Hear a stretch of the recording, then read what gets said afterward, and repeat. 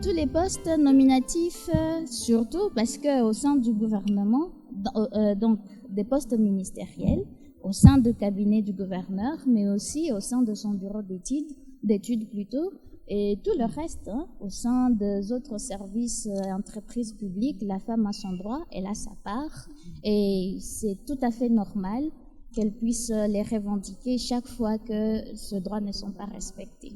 Pourquoi avoir attendu ce moment? Et pourquoi pas? C'est ce que je demanderais plutôt. Je pense que c'était le moment de le faire parce que on a observé les stratégies de nos hommes politiques depuis un certain temps. On dirait qu'ils sont habitués à prendre des décisions violant les droits des femmes.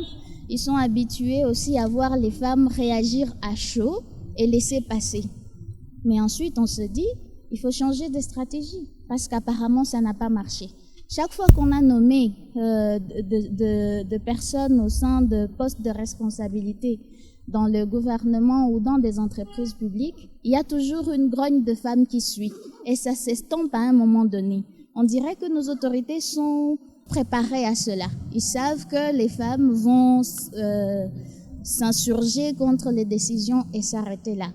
La procédure, le processus que l'on entame aujourd'hui, ça rentre dans le droit de femmes, l'accès à la justice, ça c'est un palais de justice pour tous les Congolais, y compris pour les femmes congolaises. Et les mécanismes que l'on va mettre en place aujourd'hui sont ouverts et aux femmes et aux hommes congolais. On ne devrait pas plaindre les femmes de le faire aujourd'hui. On devrait leur dire qu'il était temps de le faire. Qu'est-ce qui vous rassure de tenir bien pause dans votre noble combat?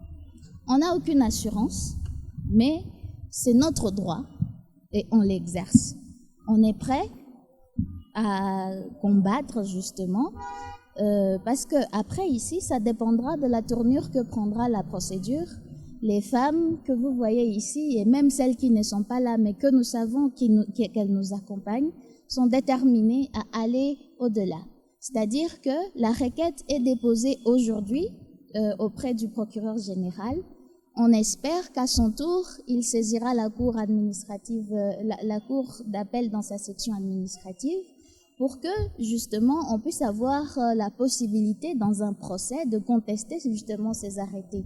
S'il ne le fait pas, nous avons beaucoup d'autres stratégies. Nous irons jusqu'aux instances internationales s'il le faut pour revendiquer justement ce droit de femme d'être présente de manière paritaire au sein des institutions gouvernementales. Qu'est-ce que vous ne pensez pas que la faible représentativité des femmes dans les partis politiques serait à la base de cette faible représentativité dans les gouvernements? Ça, on a souvent entendu parler, mais je pense que ce n'est pas vrai.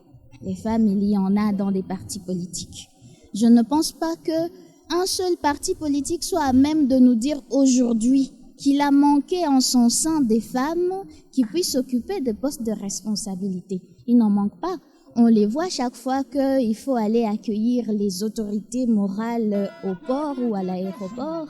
C'est à ce moment-là qu'on voit les femmes étaler leurs pagnes, danser pour les accueillir. Et on sait aussi que celles qui essayent de hausser la tête sont souvent évincées et après on va prétendre qu'il n'y a pas de parti, il n'y a pas de femmes au sein de ces partis politiques. Des femmes, il y en a. J'ai une question, madame. C'est en rapport avec la situation politique actuelle où les FCC menacent les gouverneurs des provinces, l'UNC, c'est avant-hier qu'ils ont annoncé qu'ils aimeraient les changements, mais aujourd'hui c'est les femmes. Est-ce que vous n'êtes pas tombé dans ce piège politicien? Je me réjouis que vous posiez la question. Nous avons conscience du contexte actuel et des tractations qu'il y a au sein du gouvernement provincial. Et nous tenons à signaler et à faire acter que la dynamique 50% des femmes est apolitique. Nous ne sommes derrière aucun parti politique. En plus, nous n'avons rien contre la personne du gouverneur Théo Ngouabidje-Kassi. On ne s'attaque pas à sa personne, on s'attaque à ses décisions. Donc tout ce que nous demandons aujourd'hui, c'est que ces arrêtés soient annulés, qu'il en prenne d'autres cette fois-ci qui respectent les droits des femmes, que l'on voit les femmes être représentées et ça nous suffira. Au début de sa gouvernance, pour finir en ma question, il avait promis à appliquer des gens dans sa politique, ça veut dire qu'il va rouler dans la farine. Justement, puisque vous en parlez, la dynamique 50% des femmes n'est pas étrangère au gouverneur Théo Ngouabidje, parce que juste après son élection, nous avons été le voir et nous lui avons fait part des objectifs de la dynamique et il nous a fait des promesses qu'il n'a pas tenues malheureusement, avec les contraintes qui ont semblé être les siennes. Mais cela ne va pas empêcher les femmes de faire ce qui est de leur devoir et de leur droit aussi. Donc, on poursuit, on continue les processus jusqu'au bout.